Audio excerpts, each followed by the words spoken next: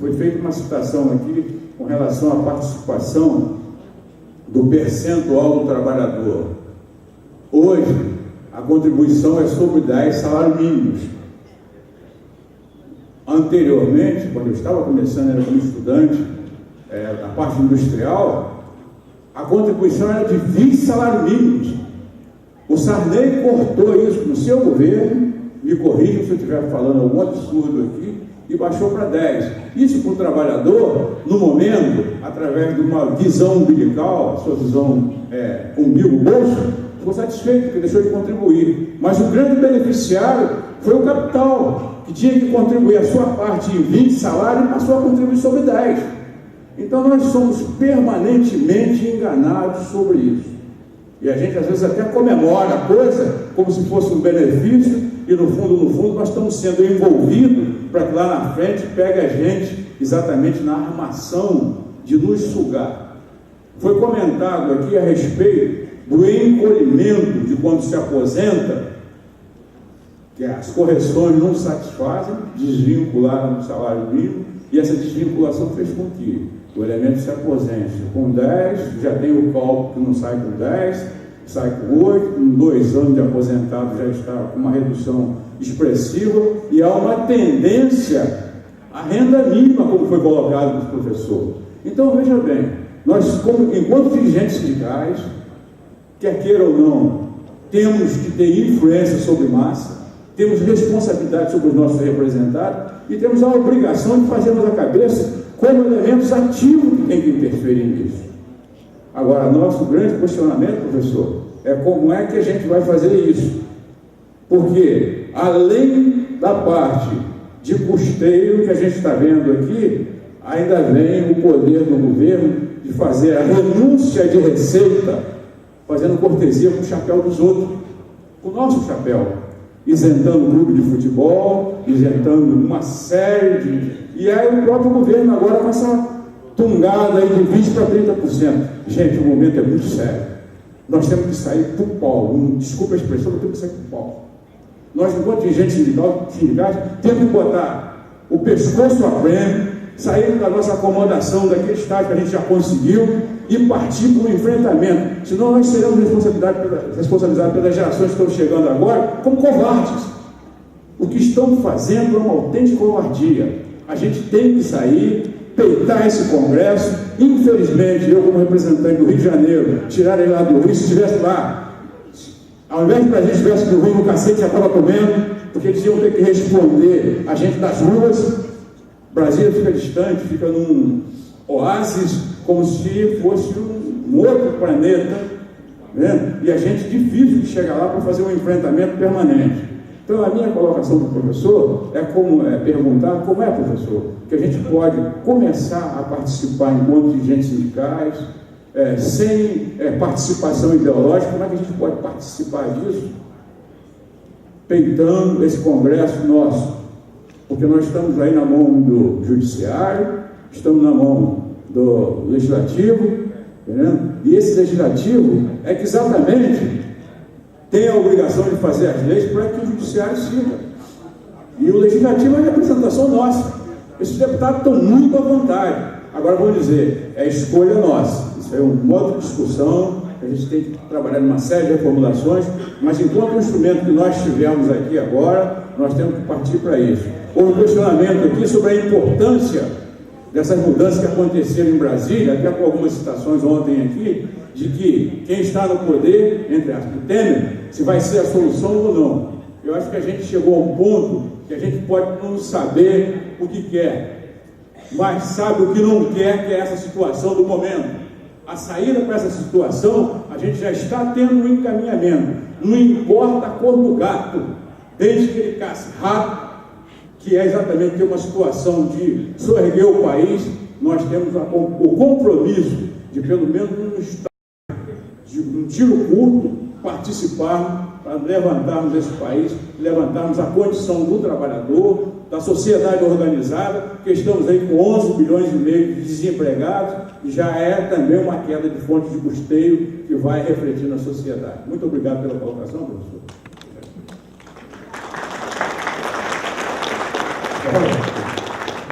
O companheiro destaca uma coisa importante: como as organizações sindicais e representativas podem atuar no processo.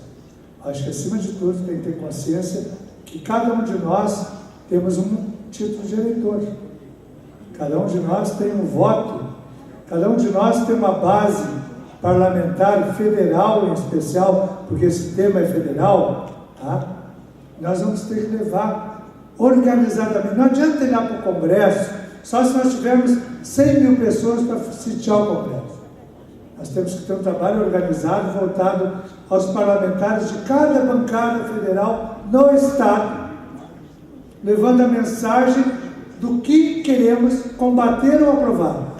Se cada entidade, cada confederação, cada federação não se organizar, mapear, lá no Rio de Janeiro são quantos deputados federais? 70, né? 70, tem um por um. Independentemente de ser do PSTU ou do DEM, nós temos que, por mais que ao fim e ao cabo do encontro a gente tenha que passar um alquim na mão, nós temos que pedir o voto ou fazer a pressão em todos. E organizadamente. E na base, marcar, e o André Luiz está aqui, ele é um mestre nisso, de orientar vocês a organizar o contato com as bancadas, em especial com líderes e vice-líderes na Câmara, líderes e vice-líderes no Senado, levando a mensagem do eleitor. Quando no Rio de Janeiro, um comitê representando a federação ou a confederação de pessoas nascidas naquele estado, chegam no gabinete do Eduardo Cunha, do Pisciani, ou de quem quer que seja, e dizem para ele que nós não queremos que passe a reforma da Previdência, que busca matar o trabalhador antes dele fazer jus à aposentadoria, que busca pauperizar a Previdência ao desvincular do salário mínimo, que não faz a recuperação das dívidas, que não equilibre o setor rural. Essa série de pontos aí que vocês podem depois destacar,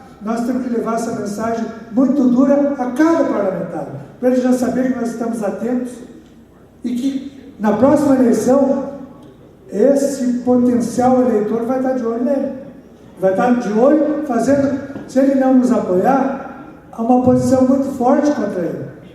Nós não podemos pensar que resolvendo em Brasília, aqueles corredores todos cheios, cada deputado recebe 400 lobistas por dia, e como ele tem uma agenda muito cheia, não consegue receber ninguém. Recebe a telefonista, o chefe de gabinete, a secretária. Muito raramente o Miguel consegue ser recebido, né, pelos líderes ou pelos deputados, porque a agenda é muito. Ele sai de manhã direto para uma reunião, depois vai para a comissão, depois vai para a reunião do partido, depois vai para o plenário. Ele não consegue atender lá aquilo que ele faz na sexta, no sábado, no domingo, na segunda, na sua base. Aí ele senta com os seus potenciais eleitores e ouve, e sabe se nós temos recursos e, acima de tudo, votos. E vocês têm voto. Nós temos voto. Temos que fazer essa organização depois na base, com a participação em conjunto ou não com outras categorias, dependendo do tema, mas nós temos visto que isso é extremamente mais produtivo e frutífero.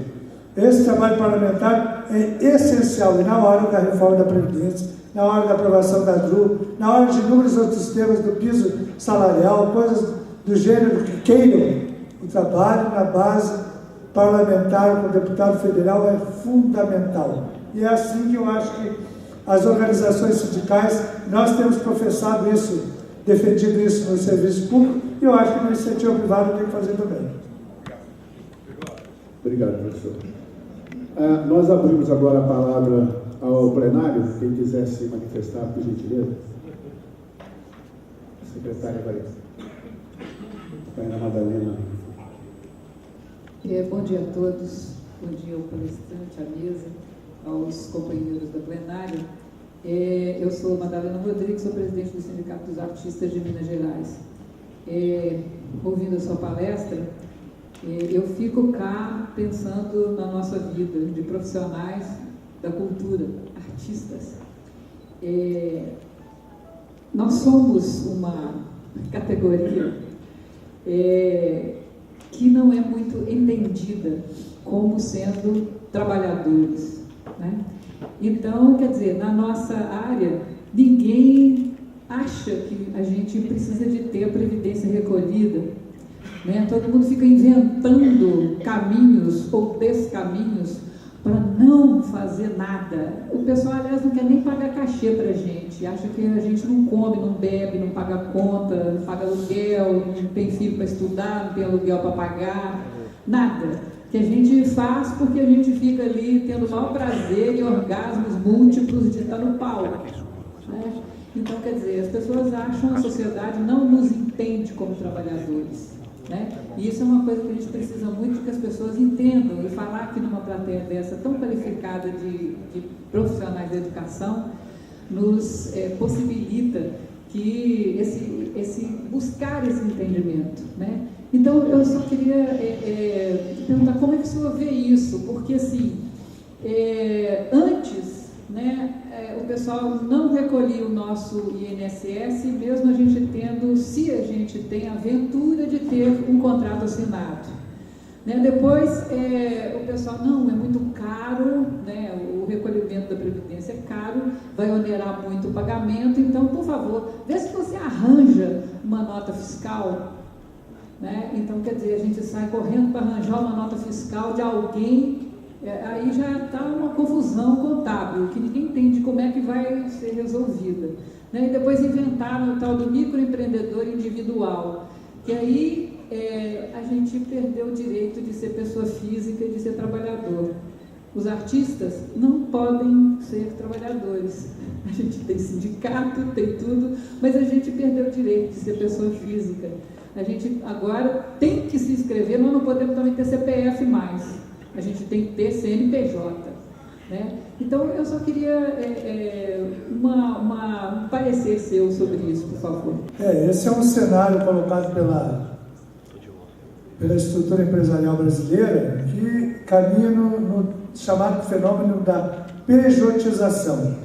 Inclusive, nós, como auditores fiscais, também vislumbramos nas grandes indústrias, nas indústrias de porte médio, até empresas comerciais, que determinados setores eles terceirizam, obrigam e às vezes ameaçam até o trabalhador do setor. Você se organiza em empresas ou nós vamos contratar uma empresa.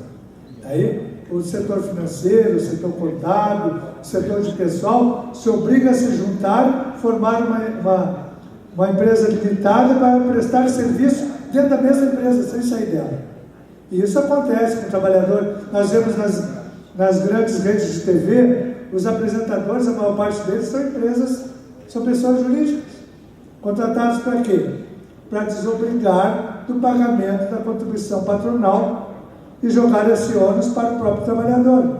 Lamentavelmente, um projeto que eu acho que a Central e a Confederação também debateram por todo o Brasil, que está no Senado Federal, vai e pretende, inclusive, terceirizar a atividade fim da empresa.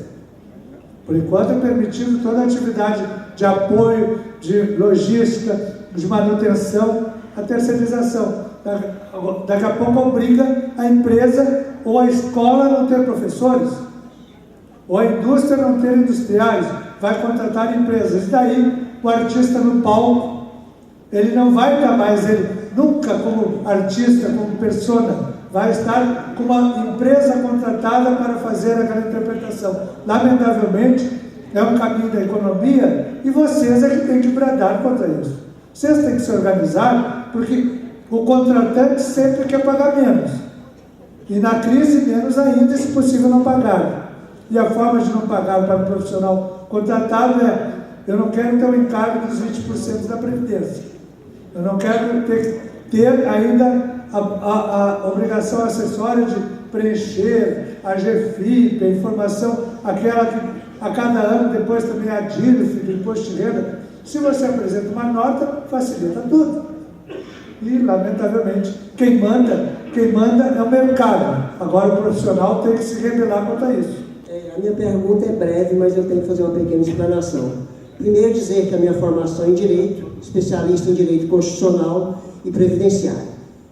E por mais que eu leia, por mais que eu tente compreender o que está acontecendo, eu fico abismado. eu fiquei emocionado quando o nosso ilustre presidente interino, o constitucionalista Michel Temer, falou que ia respeitar os direitos adquiridos. Ora, ele não precisava falar para nós.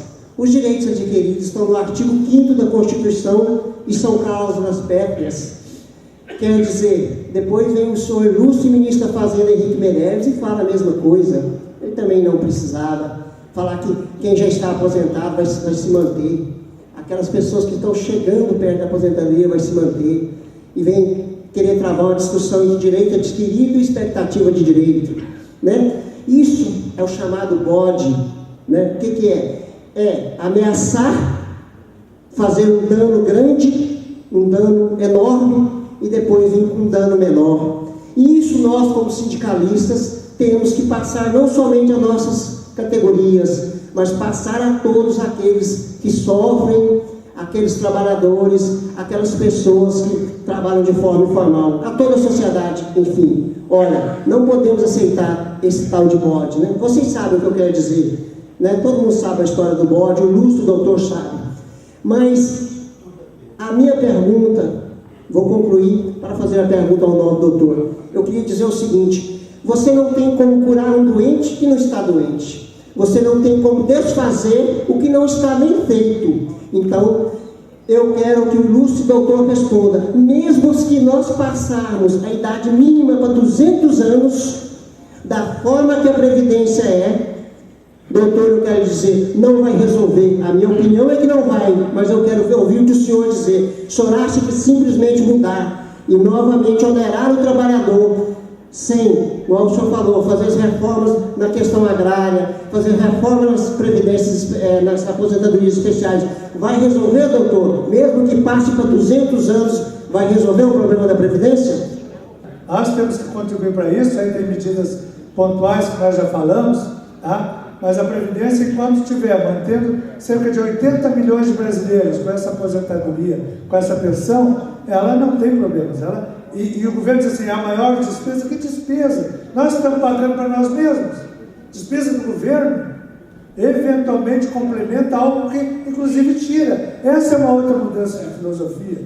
O nobre colega advogado, espero não ter dito muita bobagem, tá? Mas efetivamente nós temos que ter consciência que mudar a idade mínima não tem impacto no caixa hoje, nem amanhã, nem daqui a uma geração. Isso é somente um paliativo, uma sinalização para o mercado. Queremos sinalizar para o mercado que nós não vamos mais pagar a aposentadoria. É isso que se faz. Qual é a forma de não ter prejuízo, não ter transferência de renda, nem só no setor público, no setor privado? É matar os aposentados, lamentavelmente, dizer isso. Daí você não tem mais essa despesa, não tem mais essa transferência. Então, senhores, não se resolve mudando a idade.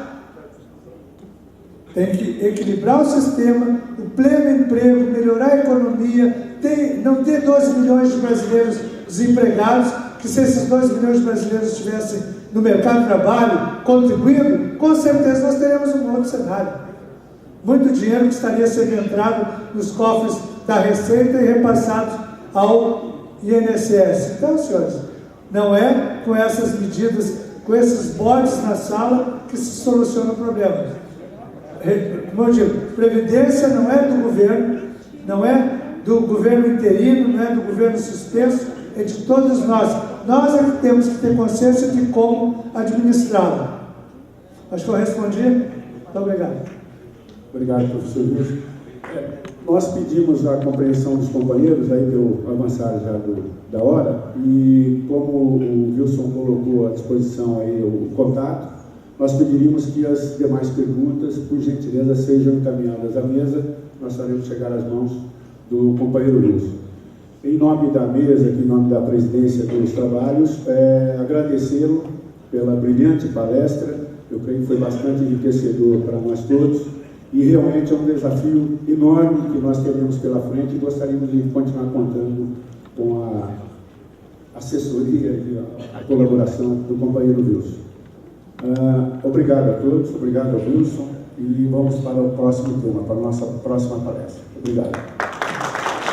Eu só posso agradecer essa oportunidade de ter estado com vocês. agradecendo ao Miguel, a toda a turma da organização, ao Oswaldo. Estejam conosco, é um filho que está com vocês também. Muito obrigado. Obrigado, Deus.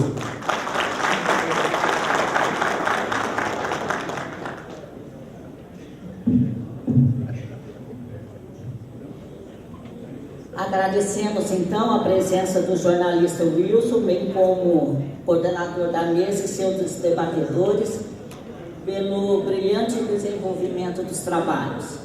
Vamos continuar os trabalhos então com a apresentação da segunda e terceira exposição do dia, e que tem como tema o sindicalismo e a importância na democracia brasileira e o custeio da atividade sindical no mundo democrático. Convidamos então para compor a mesa dos trabalhos a sua coordenadora Mara Lúcia Bito Legatsky, presidente da FET São Paulo.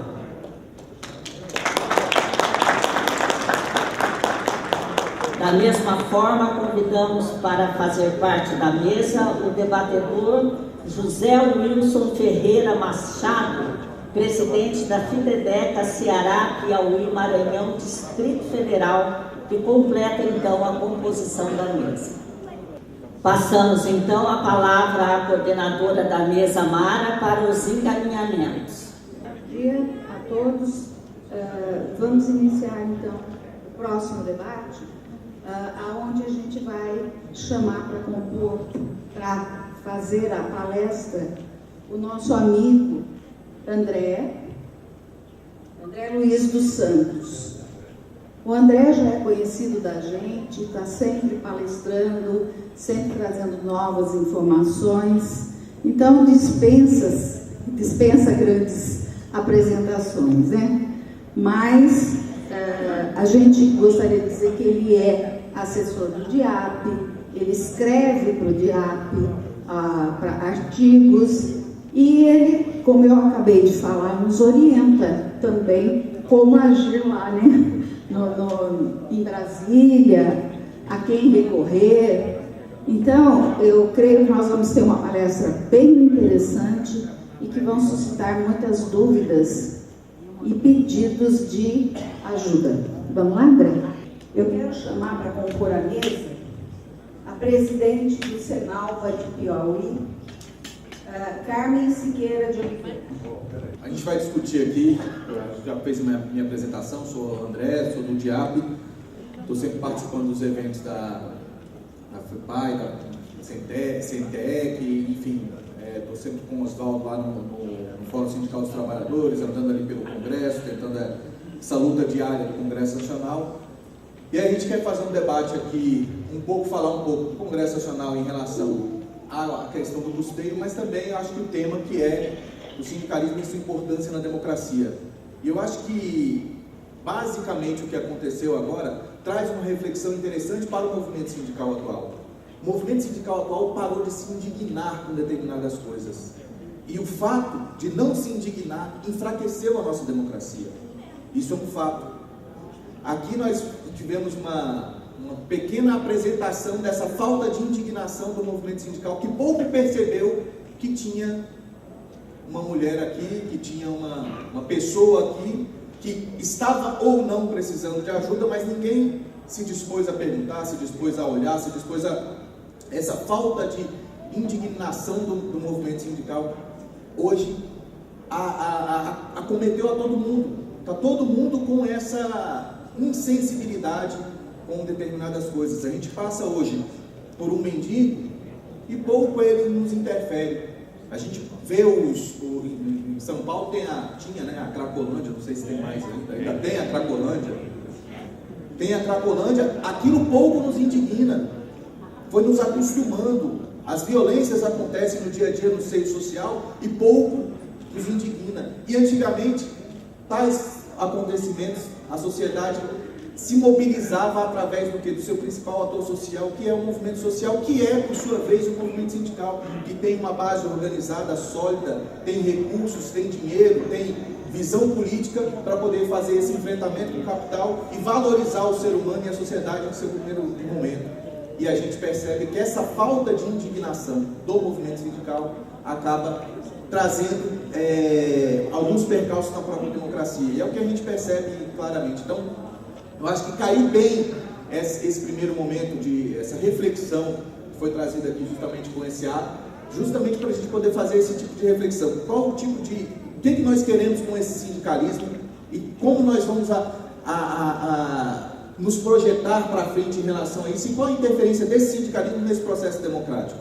É isso que eu acho que nós temos que refletir em relação a isso. Óbvio, eu trouxe alguns elementos até um pouco mais de conceitos do próprio movimento sindical, de conquistas do próprio movimento sindical, que passam para trazer essa discussão, para a gente tentar refrescar a nossa memória em relação a essa discussão e tentar buscar realmente essa indignação que nós precisamos enquanto atores sociais. Nós, mais vocês do que eu não sou dirigente sindical, vocês todos são dirigentes sindicais e, por sua vez, cumprem um papel na sociedade. Não cumprem um papel único e exclusivamente para o trabalhador de educação, de cultura. Cumprem um papel para a sociedade. A sociedade depende do movimento sindical, depende do dirigente sindical. É ela que faz o contraponto, ou vocês que fazem o contraponto ao capital, para que isso não vire uma barbárie efetivamente. Então, é dentro desse aspecto que eu acho que a gente precisa começar a discutir essa questão do movimento sindical. Vocês se importam se eu ficar por aqui? Dá para ver? Não tem problema não. Bom, então, vamos lá. Eu queria só trazer essa reflexão, porque eu acho que isso, não sei se acontece com vocês, mas pelo menos acontece comigo, e eu já pensei